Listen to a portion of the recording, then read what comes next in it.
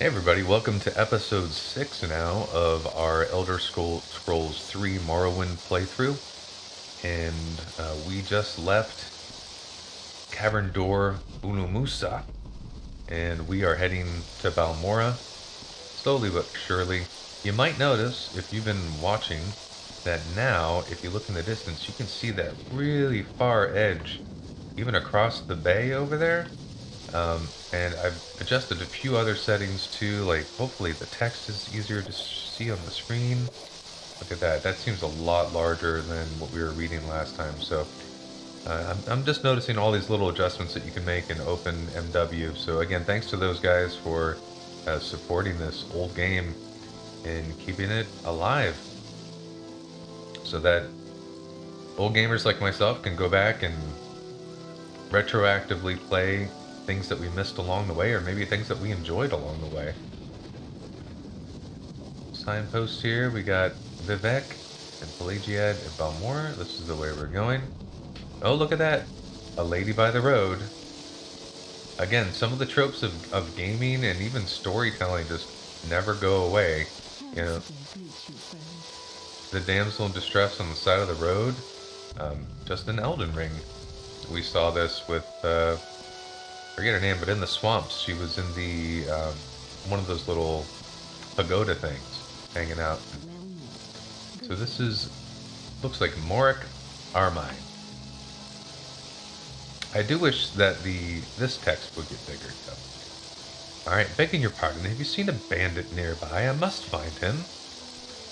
Yes, I was just. Oh, and the other thing that I found was a setting where it will do the thing where it will gray out the stuff I've already read. So you see right here on the right, Solstheim is grayed out, but Jules is not. So that'll help us kind of navigate this a little bit faster. Yes, I was just walking along here, minding my own business. Suddenly, sure, minding your own business in the dark, in the rain, alone on the road in the wilderness. But okay, suddenly a bandit jumped at me from behind. He was a dark elf, a strong, dashing dark elf. He didn't harm me in any way, although he did take my jewels. He was quite gentle, and he talked to me for what seemed like forever. What's that? Oh, never mind the jewels. I just want to find the bandit again. He was charming and funny, and I simply must see him again. His name? Nelos. Nelos Onmar, a name that will stay on my lips for eternity. Perhaps you can find him for me. Please, I cannot live without knowing if he could ever love me. I have nothing to offer you in return. Could you not help me for the sake of love? I will try to find this man, if only for love's sake. This is a guy that we just killed in that cave. So sadly. You'll try? Thank you, so. I'm sure you'll be able to find him. He mentioned something about having to head north, so I imagine he might be found in Pelagia. Please, if you find him, give him this glove for me. As a token of my love, I'm certain he will want to find me again. Yes, they were taken, but that's a little of importance. It's the man who took them that I must find.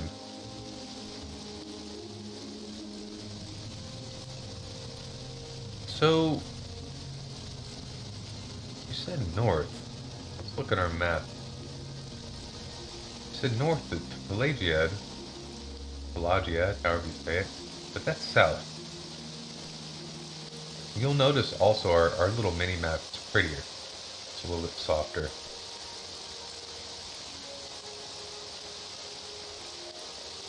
Let's do a rest, 1 hour, and then let's go back and see if that triggers any new dialogue. Alright, so I don't know why my headphones are telling me auto shutdown is initiating, but let's go to our quest.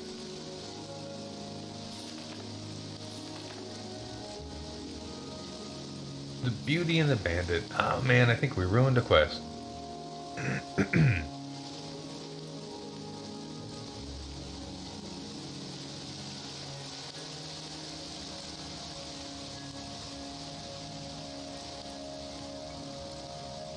I don't think we found any jewels though.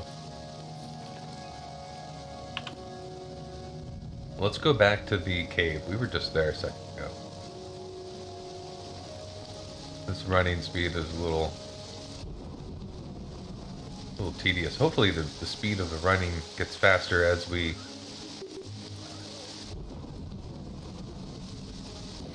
We're not gonna fight you, little squid thing, or little slug thing, whatever you are.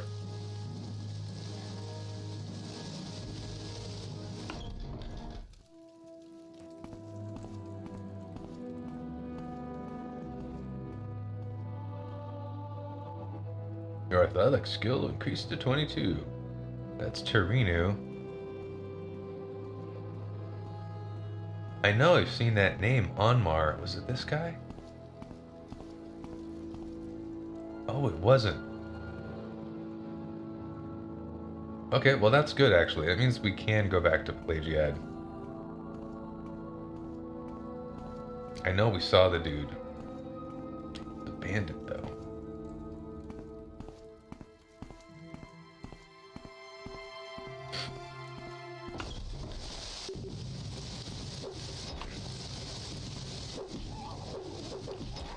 Put him up, put him up.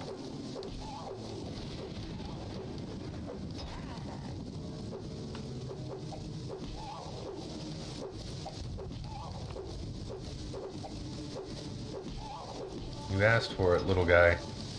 I was just minding my own business, but you came to the fight, so here we are.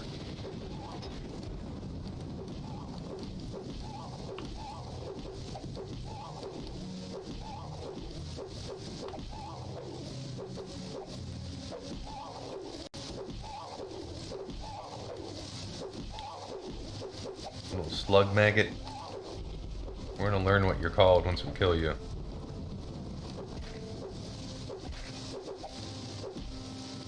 Your chance to hit is still RNG when they're down. It should be like... Okay. Aquama Forge.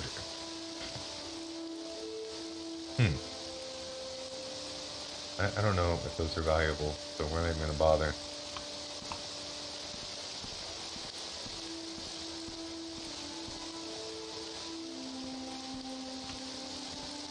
Run, little dude. The over-the-shoulder thing is weird. It's like... It changes. On this side of the road?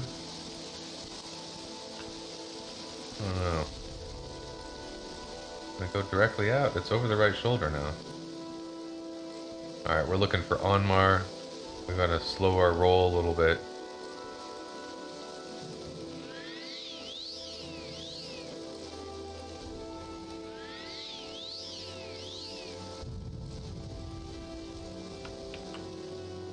I don't know if that was effective or ineffective.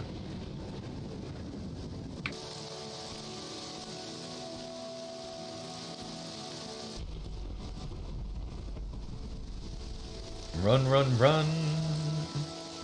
Looking for Onmar.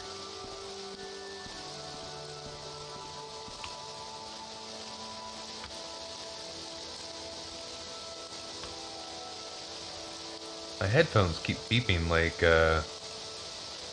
they're drained or something, but I know they're charged. Lighting effects, cue presets. I'm gonna turn them off and turn them back on again, so let me pause it quick. Alright. Working as intended. I think what happened was I got up and took a walk around the house and they disconnected from the Bluetooth. And then when they reconnected, they were thinking like, oh, we're not really connected. This guy looks like Onmar. No? You're Drylus Gilu. I know we talked to an Onmar.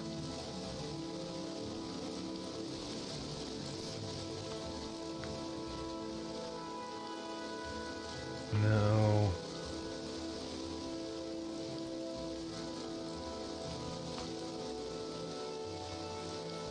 This is where streaming instead of recording comes in handy, because typically one of you watching is like, no dude, Onmar was in the trade house, or he was the guy in the, you know, at the bar or whatever. He was the bandits. I don't know that he'd be hanging out in the trade house. Oh, there he is, yeah. I am Nilos. What do you want? You have what? How odd. She was a lovely young woman. But what would she want with a rogue like me?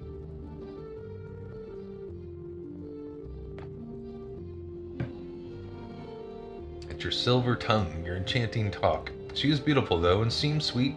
For the first time in my life, I actually felt a little remorse for robbing someone. I should see her again. Here, take this. Tell her you have a note from Nelos. I must see her again. I won't forget this, friend. Oh, now we're friendly with the Thieves Guild. Give him her glove. Until I am with her again, I'll keep it close to my heart. Now go, she must get the letter. Note from Nelos. Yes, just tell her you have the note from Nelos. I think she'll be happy with it. And then notice, like, I had forgotten to hit Morrowind lore, so this is something new, and I can click on it. Even though that's something I read before, I don't think it's something I read from him. So, it's a nice little tracker. Okay, off. Well, I guess we could rest. If I can help, I will, but don't take too much time.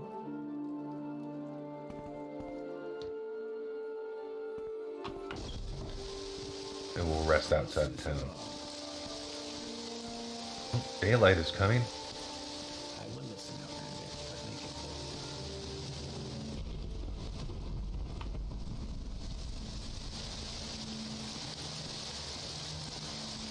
Alright, I'm gonna run back to her, and y'all don't need to watch all the running. Okay, here we are running up on the Beauty and the Beast quest. Tidings and good wishes to you, friend. Mori or Morik Army. Note. Oh, we didn't read the note. Let's read the note real quick.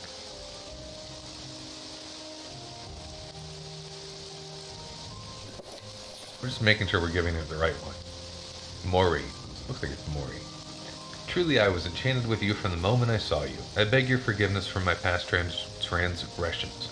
While I cannot imagine what a woman of your beauty and breeding would see in a rogue such as me, I thank the gods that you have sent for me. I will come to you as soon as I can. Until then, yours, Nelos.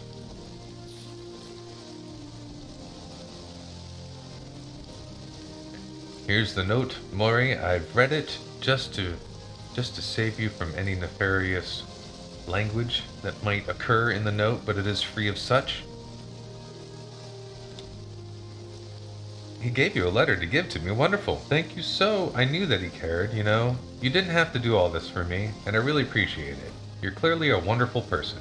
You should visit my friend Emiset Brachus in Tel Arum. She's a wonderful person, and I think the two of you would get along famously. Alright, an introduction. What about the jewels? I don't care about them at all anymore. No, I'm interested in the jewels. Goodbye. Alright.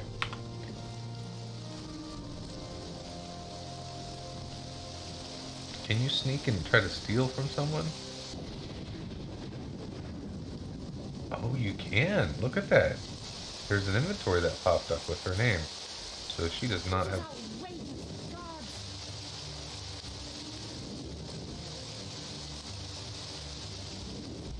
So just because I looked. Okay. No, I don't want to fight. Let's load that quick.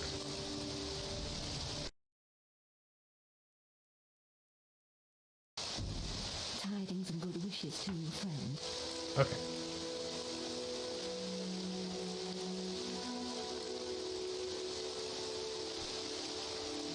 Alright, so we've given her the note.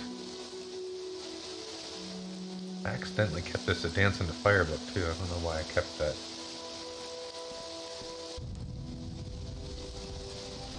Ooh, that's a new animal thing up there. Creature. What's that? We have to protect the lady. Obviously, she doesn't have any skills to protect herself out here in the wilderness. Nothing like a fireball.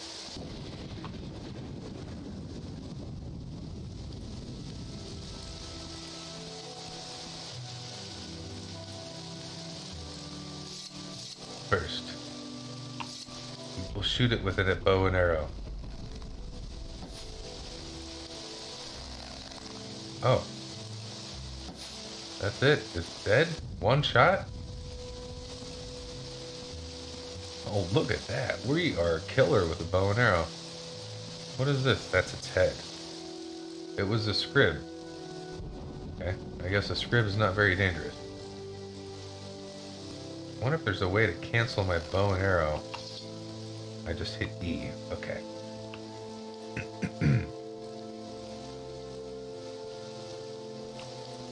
I love how in video games, giant mushrooms are it's just commonplace and accepted. Giant mushroom trees. It's also a way for the developers and artists to kind of cheat on all the polygons, you know, versus a tree. Now these are just flat textures that are bent, right? To give it a 3D effect. They're kind of tilted like sails in different directions. But these are more 3D, but you don't have to deal with any holes. They're just like little flat balloons. And it's fine because it's a video game. You know, it's totally normal to see that out in the world. I wonder if that has disappeared in modern games because of the advancements in 3D rendering and all that.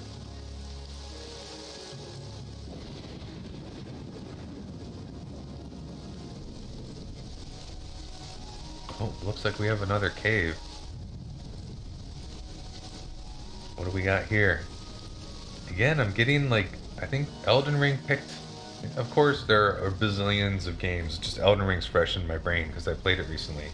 But this is how it was. You kind of explored the land. Oh my goodness. Really, dude? I'm gonna get my bow and I'm gonna try to hit you while I'm moving. Okay. You do it while you're moving?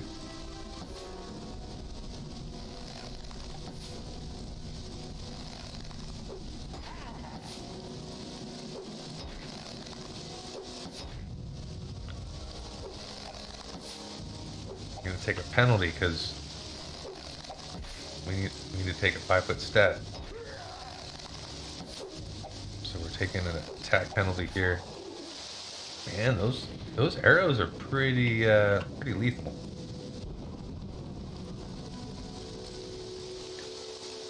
Alright, I'm not gonna get addicted to the bow and arrow. Says every Elder Scrolls player ever. But what was I saying? Oh yeah, so like you know, you have a valley or you have a landscape, and then it's plopped with little doors and entrances and cave entrances, and you have little adventure. We're gonna remember to quick save this time. We're gonna remember to do an actual save, which we haven't yet. I don't think for episode 6.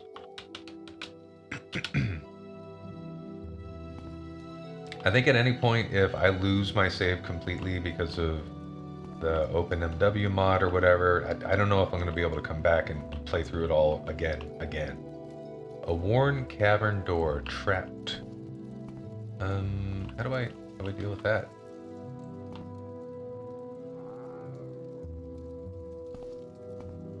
How do you deal with a trap door? Maybe that probe? Aha, maybe that's what the probe is for.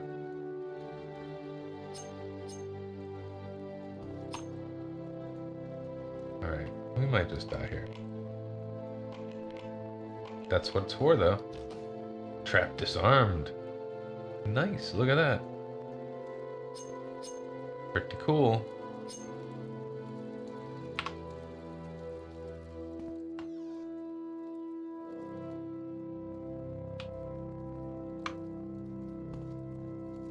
What? What are you?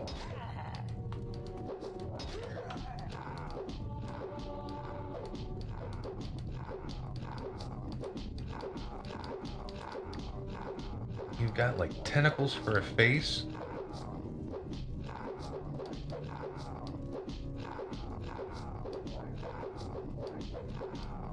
He fought the beast with his bare hands, grappled it to the ground. Almost looks, maybe they're not tentacles, they almost look like spider legs. Giant spider leg claw things. Mandibles. Alright, now's our chance to get some damage in.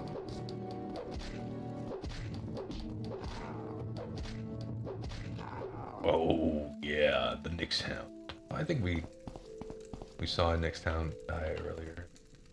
Hound meat, whether that's valuable. Not. You just watched that whole thing?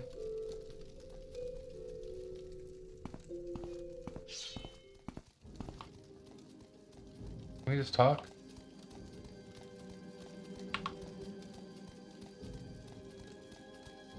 You know what? If you're too stupid to open the door.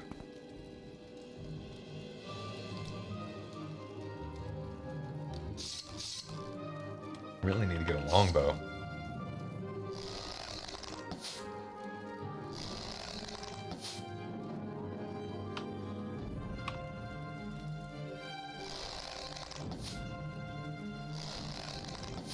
Is it actually going through is my question, or is it getting blocked by some invisible wall? Don't look like she's taking any damage yet.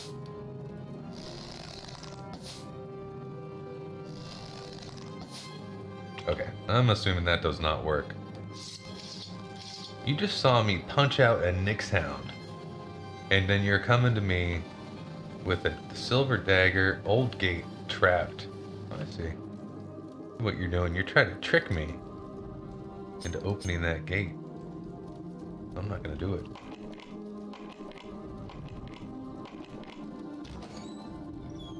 And then I'm gonna get rid of that. Now you die! Really? Is that what's gonna happen? You're tired out already? Oh, I don't think I'm the one that's gonna die. And when I can still search her. She doesn't have anything here. Let's see if she has anything when she's dead. You just saw me punch out a Nyx Hound, and you're coming at me while I'm in full plate armor, and you got, like, what, a leather breastplate on?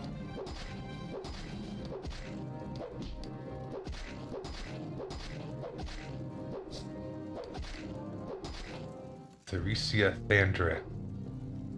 Ah, now she has stuff. Netch leather cuirass, iron longsword. Then nothing really good. Okay. But really, the magic users are the one that's kicking my butt.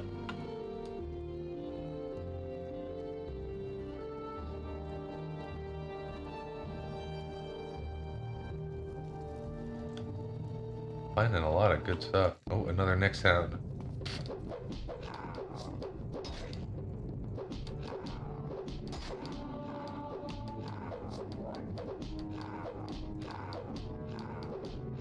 I got those Dark Brotherhood boots on, so I'm getting some light armor skills passively here.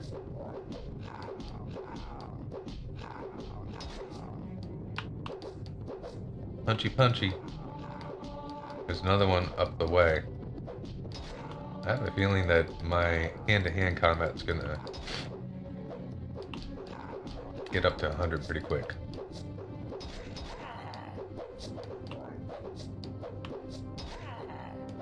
Once I get to half health, I'm gonna switch to my hammer. Just because of the damage it does. Alright, we're close to half.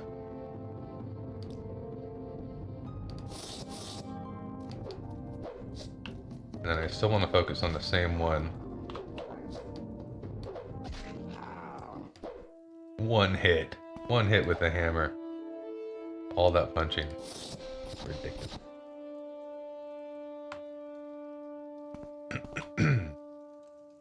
Should probably rest.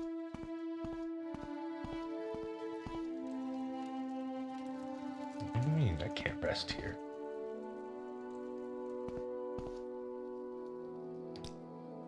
Cast our spell.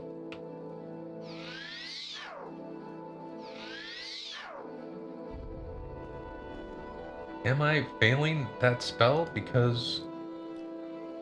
What does Berserk do again? Am I failing that spell because of the armor?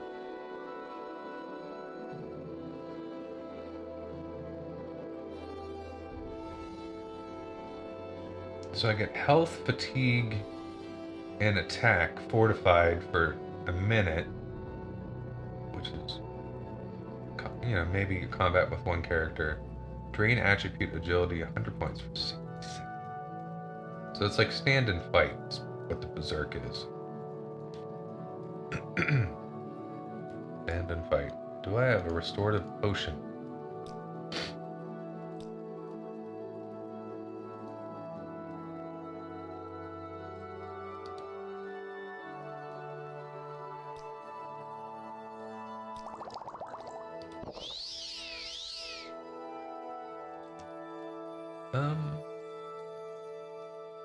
That didn't seem to do anything.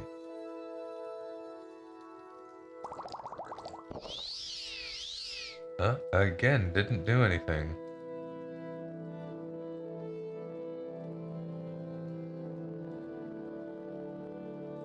It was restore. Maybe there's a difference between a restore potion and... That's weird that it didn't do anything to my health. Okay. Oh, there it goes. It just needed some time. I probably just wasted a potion. Gotta be really careful here because last time there was that little ring and I barely saw it.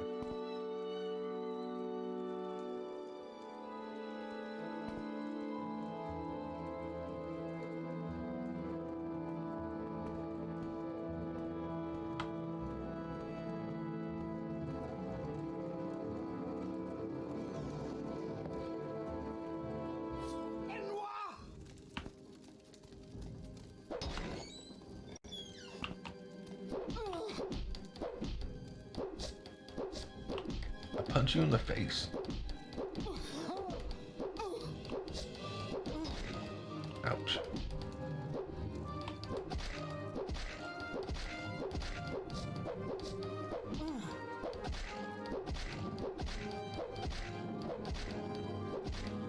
Stay down.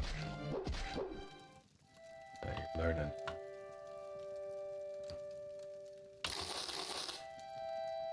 Fat loot. Oh, I love it. Fat loot. Found some fat loot. Chitin short sword. Nothing magical. Again, I guess I could carry it, but that's not... Oh, 13.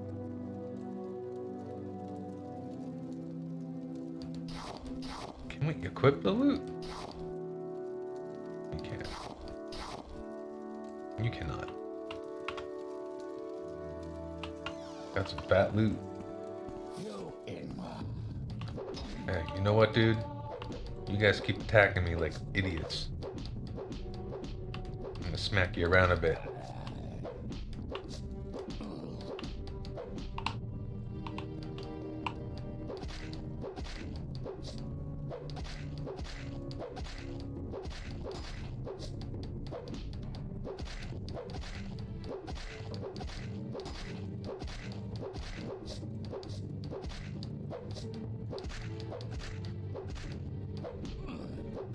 This is kind of nice. You know, I keep aiming automatically, but you don't have to aim.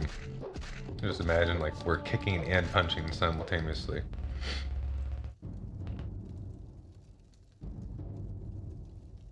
Bracers, we got some gold. Common shoes, common belt. Chitin war axe. Ooh, a book! 36 Lessons of Vivek. Sermon 16.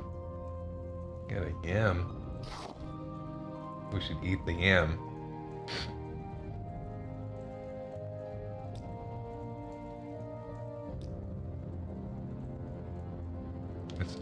It's in the magic section. The yam has no effect on you.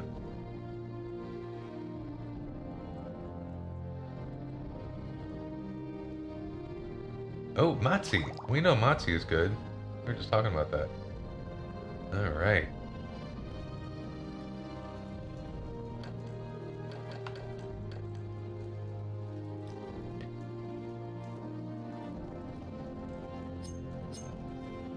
And this lockpick. Right.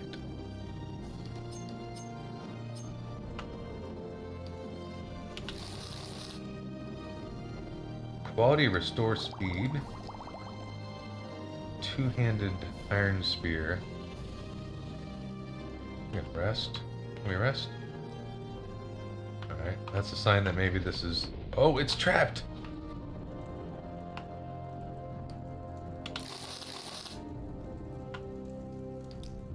I like how they put that right next to the spot to rest, so if it does go off, you're okay. Alright, before we check out the book, let's go underneath here, see if there's anything underneath. Oh, yes, there is. Oh, it is trapped.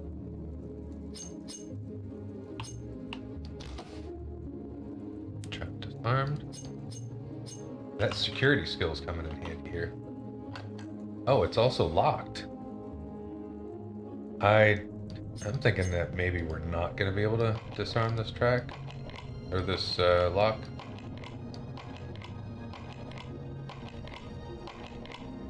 Does my skill go up just by attempting, or does it go up only when I'm successful?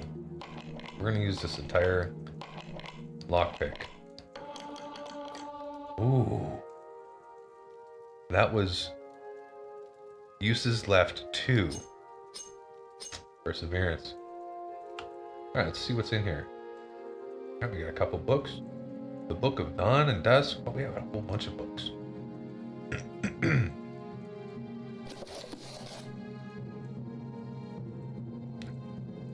Miscellaneous. I think the only other book I have is A Dance in the Fire. We got Dawn and Dusk. We got a green one, another green one, and a red one. It's going to be reading time here in a second.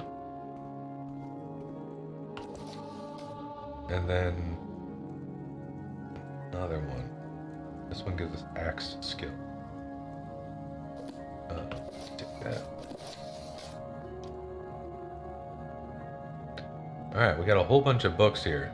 So let's get ready. Let's get ready to rumble. Let's get ready to read.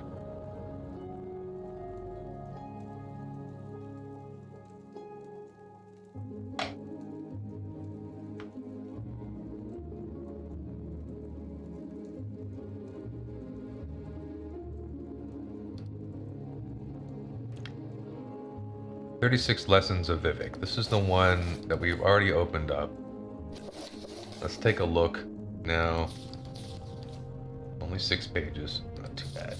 Paragraphs. Looks like we have a narrative with some dialogue here. Again, I'm going to read all these so you can always fast forward through it if you want. 36 Lessons of Vivek, Sermon 16.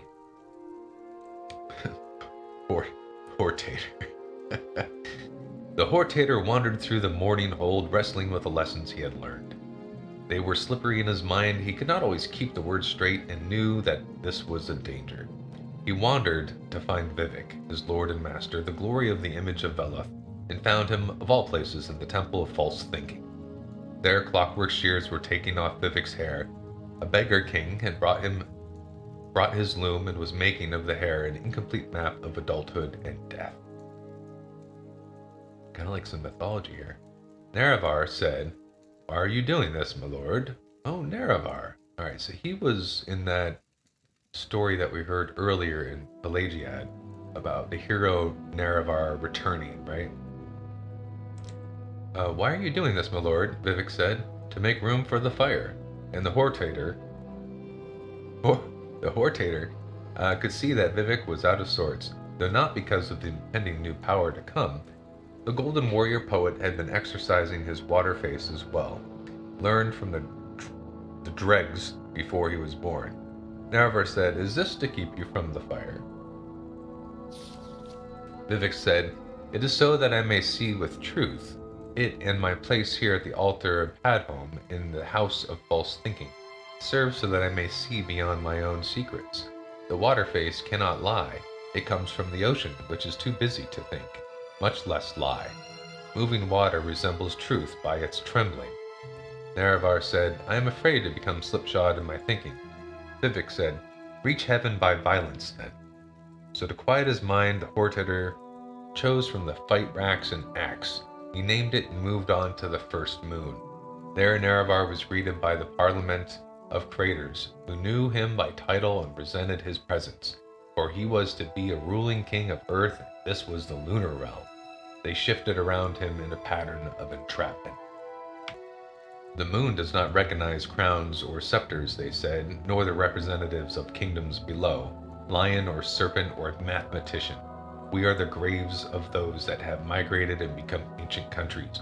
We seek no queens or thrones. Your appearance is decidedly solar, which is to say a library of stolen ideas. We are neither tear nor sorrow.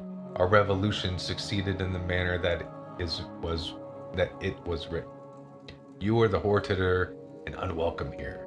And so Nerevar carved at the grave ghost until he was out of breath, and their parliament could make no new laws. He said, I am not of the slaves that perish. Of the members of parliament, only a few survived the Hortitor's attacks. A surviving crater said, Appropriation is nothing new. Everything happens of itself. This motif is by no means unassociated with hero myths. You have not acted with the creative impulse. You fall below the weight of destiny.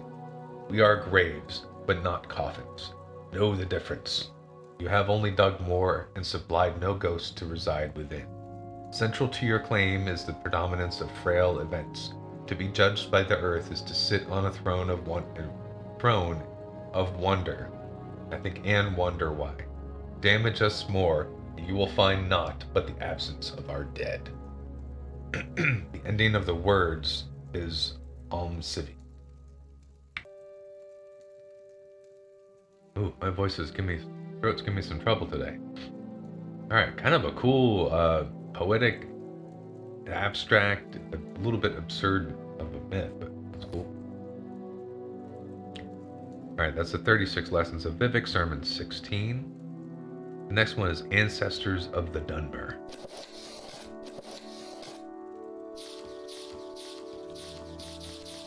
16 pages.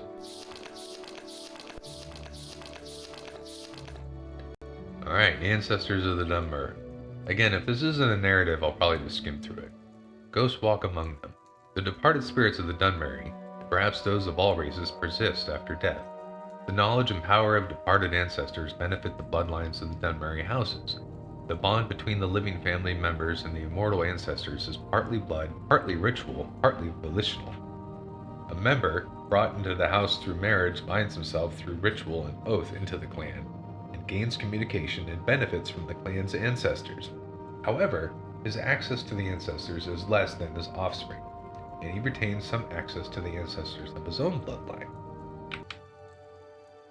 The family shrine. Each residence has a family shrine. In poorer homes, it may be no more than a hearth or alcove where family relics are displayed and venerated. In wealthy homes, a room is set aside for the use of the ancestors. This shrine is called the waiting door and represents the door to Oblivion. Here the family members pay their respects to their ancestors through sacrifice and prayer, though oaths sworn upon duties and through reports on the affairs of the family. In return, the family may receive information, training, and blessings from the family's ancestors. The ancestors are thus the protectors of the home, and especially the precincts of the waiting door. The ghost fence. Now we've heard of the ghost fence before in some other character dialogue, and it was one of the altars that we were maybe going to encounter once we got to Balmora or beyond. So, it is a family's most solemn duty to make sure their ancestors' remains are interred properly in a city of the dead, such as a necron. Here the spirits draw comfort from one another against the chill of the mortal world. However, as a sign of the great honor and sacrifice, an ancestor may grant that part of his remains be retained to serve as part of a ghost fence protecting the clan's shrine and family precincts. Such an arrangement is often part of the family member's will that a knucklebone shall be saved out of his remains and incorporated with solemn magic and ceremony to a clan ghost fence. In more exceptional cases, an entire skeleton or even a preserved corpse may be bound to a ghost fence. These remains become a beacon and focus for ancestral spirits and for the spirit of the remains in particular. The more remains used to make a ghost fence, the more powerful the fence is. And the most powerful mortals in life had the most powerful remains. The Great Ghost Fence, created by the Tribunal to hold back the blight, incorporates the bones of many heroes of the temple and of the house Induril and Redoran, who dedicated their spirits to the temple and clan. As their surrogate family, the Ghost Fence also contains bones taken from the catacombs of Necrom and the many battlefields of Morrowind. That's kind of a cool concept. The Mortal Chill. Spirits do not like to visit the mortal world, and they do so only out of duty and obligation. Spirits tell us that the other world is more pleasant, or at least more comfortable for spirits than our real world, which is cold, bitter, and full and loss. Mad spirits. Spirits that are forced to remain in our world against their will may become mad spirits or ghosts. Some spirits are bound to this world because of some terrible circumstances of death, or because of some powerful emotional bond to a person, place, or thing. These are called hauntings. Some spirits are captured and bound to enchanted items by wizards. If the binding is involuntary, the spirit usually goes bad. A willing spirit may or may not retain its sanity, depending on the strength of the spirit and the wisdom of the enchanter. Some spirits are bound against their wills to protect family shrine. This thing kind of, some of the text in the game just reads like a Dungeons and Dragons manual, where you're describing how things work. It's like almost like a rule set. That's right in my lane, so I'm enjoying it. This unpleasant fate is reserved for those who have not served the family faithfully in life. Dutiful and honorable ancestral spirits often aid in the capture and binding of wayward spirits. These spirits usually go bad and make terrifying guardians. They are ritually prevented from harming mortals of their clans, but that does not necessarily discourage them from mischievous or peevish behavior. They are exceedingly dangerous for intruders. At the same time, if an intruder can penetrate the spirit's madness and play upon the spirit's resentment of its own clan, the angry spirits may be manipulated. Oblivion. The existence of Oblivion is acknowledged by all Tamriel cultures, but there is little agreement on the nature of that other world, other than it is the place where the Aedra and Daedra live, and that communication and travel are possible in this world and Oblivion through magic and ritual.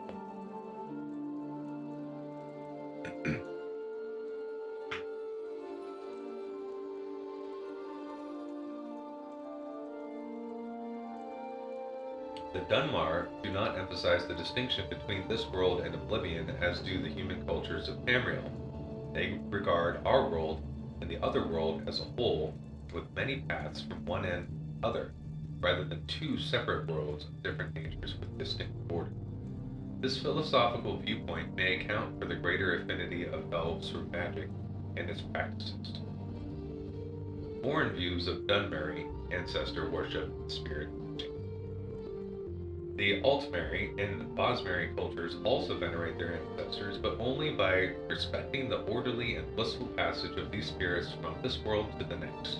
That is, Wood Elves and High Elves believe it is cruel and unnatural to encourage the spirits of the dead to linger in our world. Even more grotesque and repugnant is the display of the bodily remains of the ancestors in ghost fences and ash pits. The presentation of finger bones in a family shrine, for example, is sacrilegious to the Bosmer, who eat their dead, and barbaric to the Altmer, who inter their dead.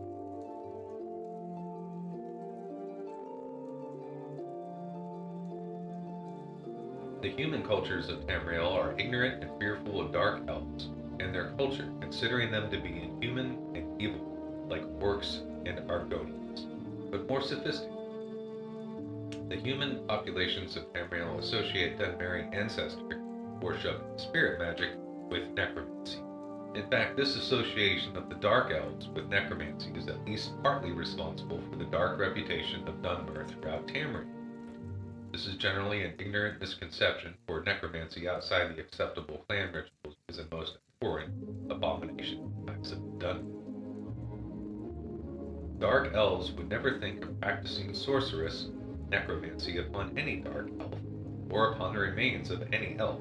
However, Dark Elves consider the human orcish race to be little more than animals. There is no injunction against necromancy on such remains, or on the remains of any animal, bird, or insect. Imperial policy officially recognizes the practices of Dunmurry ancestor veneration, and spirit magic as a religion and protects their freedom to pursue such practices so long as they do not threaten the security of the empire. Privately, most imperial officials and traders dark elf ancestor worship and displays of remains are barbaric or even necromantic. Telvanni necromancy. The Telvanni are adept masters of necromancy. They do not, however, practice necromancy upon the remains of dark elf. Sane Telvanni, I like how that's like a clarification. Sane Telvanni regard such practices with loathing and righteous anger. They do practice necromancy upon the remains of animals and upon the remains of humans, orcs, and Argonians, who are technically no more than animals of Morrowind. Publisher's note. This book was written by an unknown scholar as a guide for foreign visitors to Morrowind shortly after the Armistice was signed. Many of these practices have since fallen into disfavor. The most obvious changes are those regarding the practice of necromancy and great ghost hunts. Dunmer today regard necromancy upon any of the accepted races as an abomination. The ghost fence has forced many changes in the practice of ancestor worship, with the vast majority of ancestor remains going to strengthen the great ghost fence around the mountain to Goth Ur. There are very few clan ghost fences in Morrowind. The temple discourages such practices among the houses as selfish. The upkeep of family tombs and private waiting doors has also fallen into disfavor, as very few remains have been buried in these tombs and shrines since the Armistice. In recent years, most Dunmer venerate a small portion of their ancestors' remains kept at a local temple. Alright, so that was the red one. The ancestors and the Dunmer. And then it got a few more. The Book of the Dawn and the Dusk. This is the first, I think, open book that has the icon looks different, looks like an open book, right? So the 36 Lessons of Vivek was a skill book. The red one was kind of a history book. Let's see if the annotated A Nod is a skill book.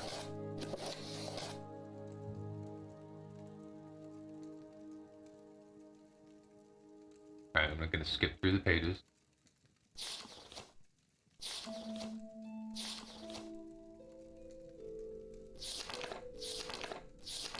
Eight pages. The Anod paraphrased. I'm just going to say Anod instead of Anuad, or however you're supposed to say it. My coffee cup down. You can hear my voice going. I apologize. That's one of the reasons I'm doing this, to practice speaking for long periods of time.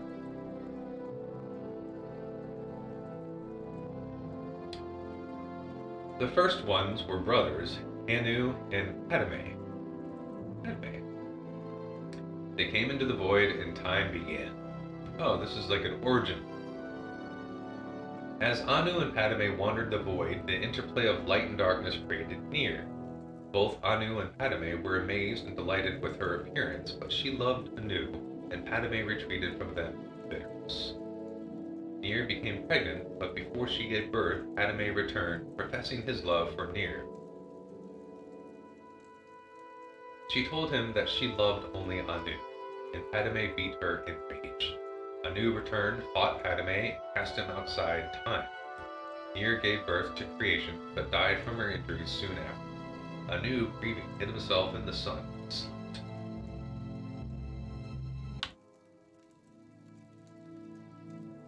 Meanwhile, life sprang up on the 12 worlds of creation and flourished.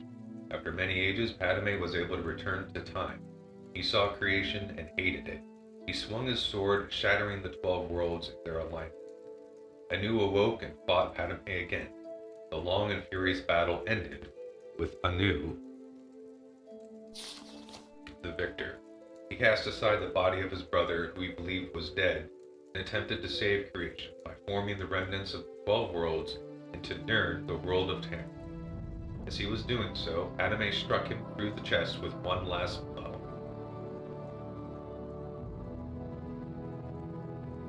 Anu grappled with his brother and pulled them both outside of time forever. The blood of Padme became the Daedra. The blood of Anu became the stars. The mingled blood of both became the Aedra, hence their capacity for good and their greater affinity for earthly affairs than the Daedra, who have no connection to creation. On the world of Nirn, all was chaos. The only survivors of the 12 worlds of creation were the Elnaf and the Hist. The Elnafe are the ancestors of Mer and Men. The Hist are the trees of Argoni. Nirn originally was all land, with interspersed seas, but no oceans. A large fragment of the Elnafe world landed on the Nirn relatively intact, and the Elnafe living there were the ancestors of the Mer. The Elnafe fortified their borders from the chaos outside, hid their pocket of calm, and attempted to live on as before.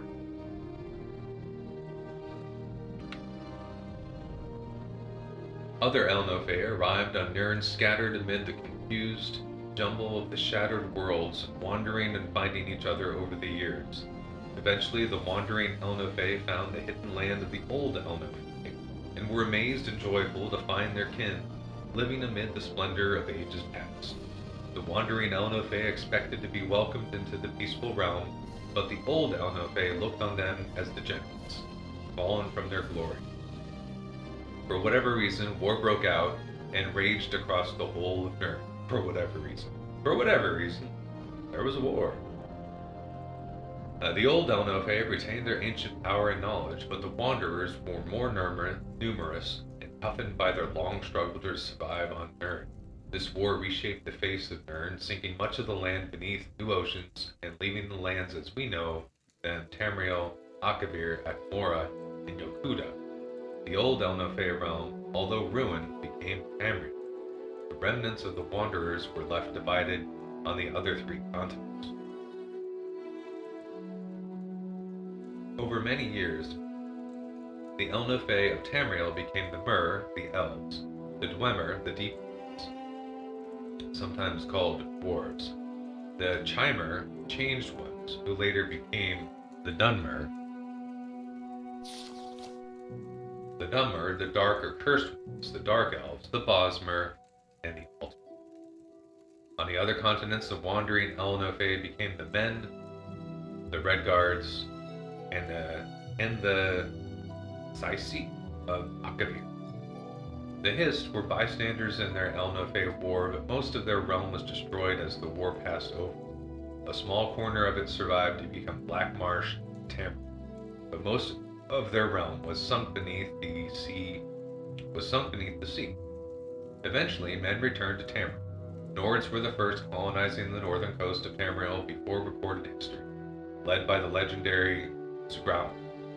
The 13th of his line, King Harold, was the first to appear in written history, and so the mythic era ended.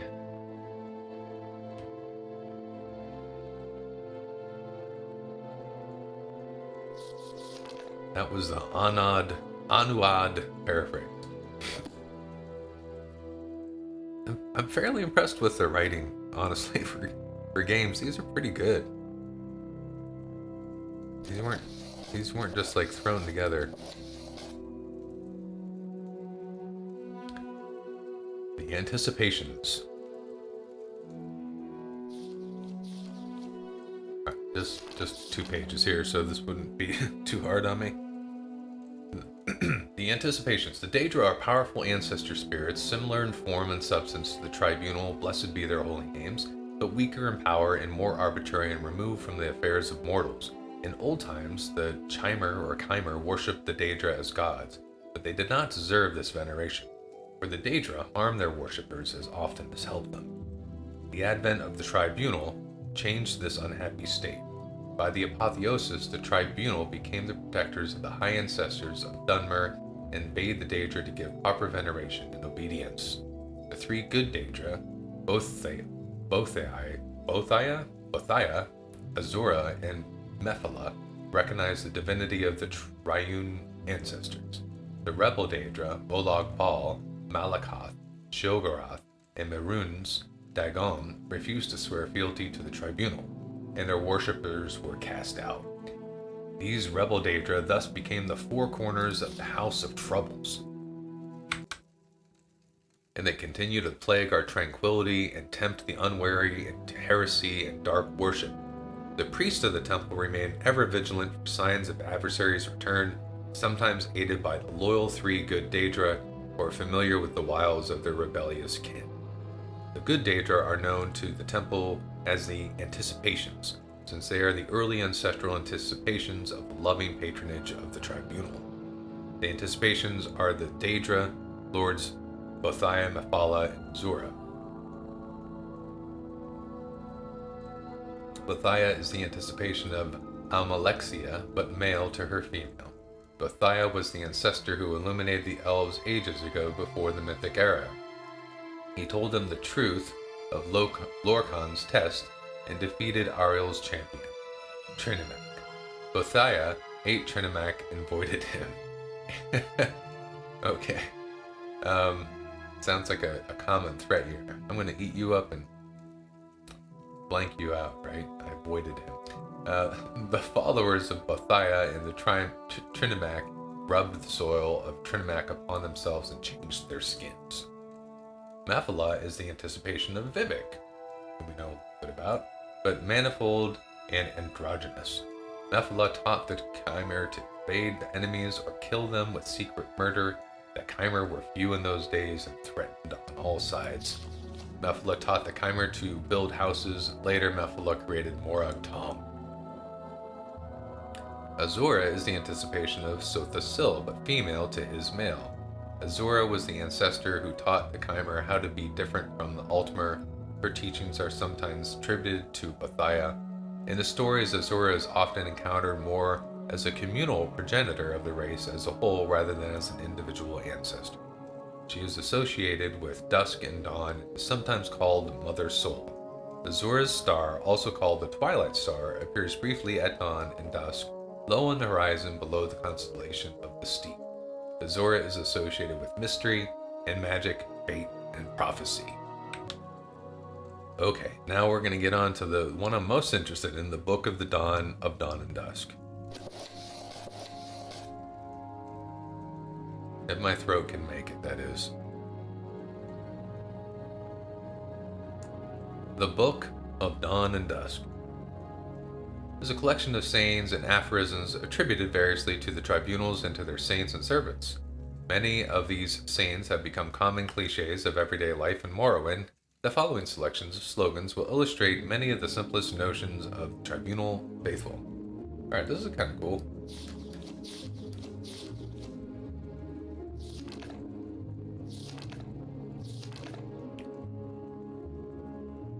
Speak none but good of the gods. We can have no opinions about truth. Rumors flow from the House of Troubles. Count only the happy hours. No child has a sinner's heart. Let faith be your only law. Fear of the fool is the beginning of wisdom. Civi in every hour. Walk always in the presence of your lords. Comfort is given, justice is taken. Learn by serving. From the heart, the light; from the head, the law. Blessed Civi, mercy, mastery, mystery. Forge a keen faith in the crucible of suffering. Engrave upon thy eye the image of injustice. Death does not diminish, the ghost gilds with glory. Faith conquers all, let us yield to faith. Better to suffer a wrong than to do one. The heavens are in their glory, applaud. Folly secures its power to harm. though forbidden to some, not to you. Oh, how rarely wisdom rules our hearts. Blessed are we who serve Almsivi. 3 months, 3 mouths sing mercy mystery. Gather no seed in the fields of hell. The thrice sealed house withstands the storm. By breath and blood protect us all. Can ghosts or justice change with time? Consider your end, mortal. Don't worry. Accept grace without limits. Enter the rhapsody of the god poet. Kneel before the teacher's chair. 3 hands, 3 hearts, 3 eyes. Keep no secret from your judge's scale. Forge darkness into light. Refuse neither brother nor ghost. Blessed Almsivi, through birth, life, ghost. From glowing ashes the poet's wrath shall shine. If Vivek is for us, who can stand against us? Fate, monstrous and empty, the whirling wheel of evil. How black my heart, roasting fierce. How black my heart, roasting fiercely. Which one's your favorite? I like this one. Made me kind of think for a second. We can have no opinions about truth. I mean, you can have an opinion about a truth, but it's not going to affect the truth. A lot of these are common concepts and aphorisms, like count only the happy hours. Remember that you are mortal. Learn by serving is a good one.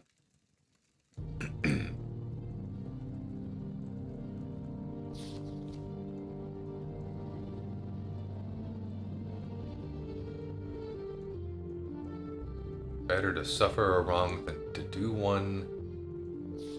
Kneel before the teacher's chair. Learn by serving and kneel before the teacher's chair. Alright, that was a cool little book. Now, in terms of gameplay, I don't know that we learned anything from any of those.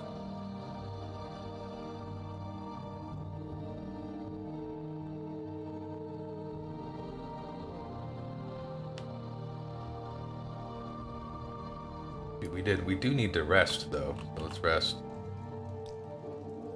And we leveled. Oh my gosh, 4 times speed? I'm just assuming that means that we get times 4 speed. Maybe not, because it bumps it up to 42, where this is 1 times 41. Okay, yeah. So it basically means that maybe because I've been running around a lot and leveling it, maybe that means that I get a bonus to it when it comes time to officially level. After reminiscing upon all that time you lost in your youth, it is clear as day to you now this is the life, and all the experience you gain gives you the tools you need to succeed in it.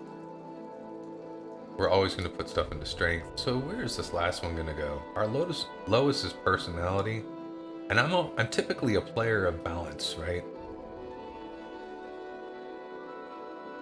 I think willpower is important because it's kind of a defense mechanism against spells that are attacking us.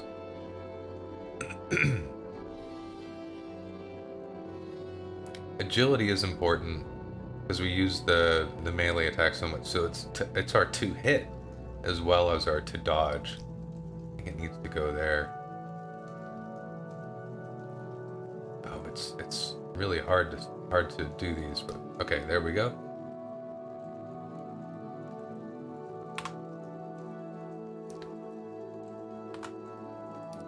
Save episode 6. Save. Yes. Okay. Alright, so that was Fendel Alam that we killed in this cave. And Marilia Saram. As well as whoever this is. There's 1, 2, 3 skulls in here. They were feeding them rat meat. Does it keep going? Oh my goodness. We haven't even been down here. I thought that was the end of it. Worn cavern door.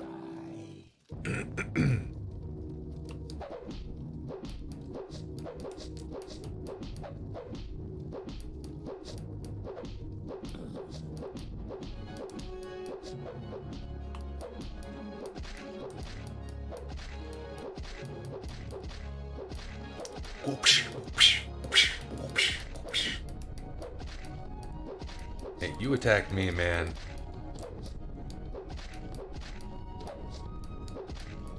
Oh, just getting pummeled. You bit off more than you can chew.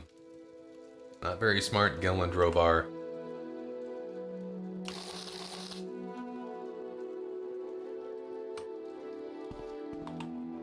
I mean, really, this dude walks in, like, this dude right here, us, right? Walks up and opens your door, and you're this dude right here?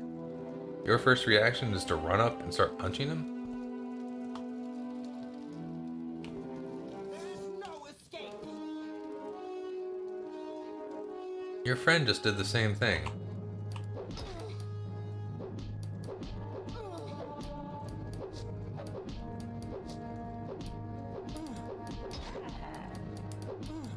This one hits a little harder. But again, just drain that fatigue, man. Or that stamina. Oh, just annihilated. Look at that little yellow bar.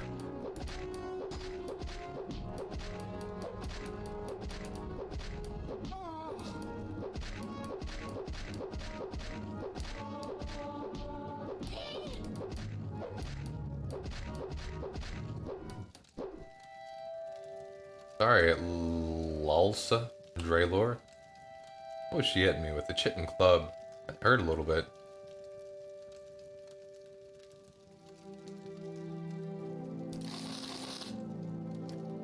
Alright, back to looking in here.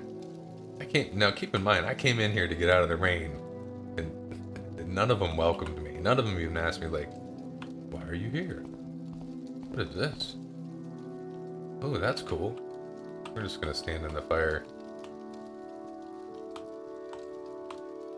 What is that? It looks like there's an eyeball right there, and there's an eyeball right there. We got the ears on either side. Little arms, fat belly, and maybe a beard. And then a weird yellow nose or something. I have no idea what that is. Look, a lantern. I know I'm tempted to take it, but I'm not gonna. Did we look in here? No other shelves or anything.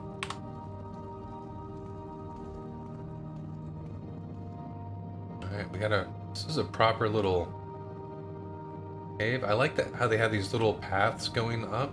I don't know if this is something new at the time to have like verticality to individual rooms, but I think I like it. I like it. The large kwama eggs looking like diamonds. I want to take them. Take that bread. That might be helpful. Garskin drum. I'd take it if I could play it. But we weren't able to play the lute, so I doubt we're going to be able to play a drum.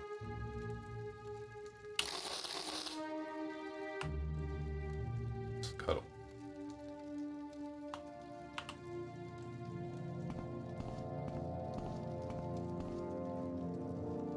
Ooh, what is this?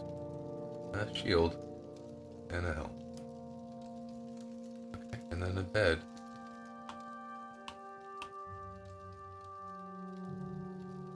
Nothing behind the rock. I think that might be the end of the cave.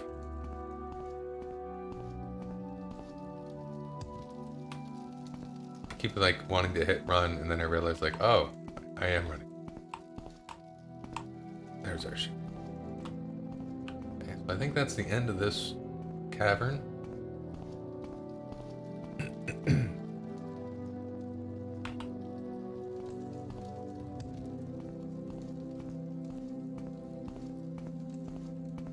Now let's take our bets. Is it still raining outside? Oh, it's not. Oh, nice. Let's go in here and rest. It's so sick of running around at night. Like I'm at night or in the rain constantly. Oh, it is in Minecraft. If you play on a server in Minecraft, chances are you're playing in rain. Unless they've got, like, rain disabled. At least that's how it used to be. Alright, this puts us at, like, 8 a.m. Okay.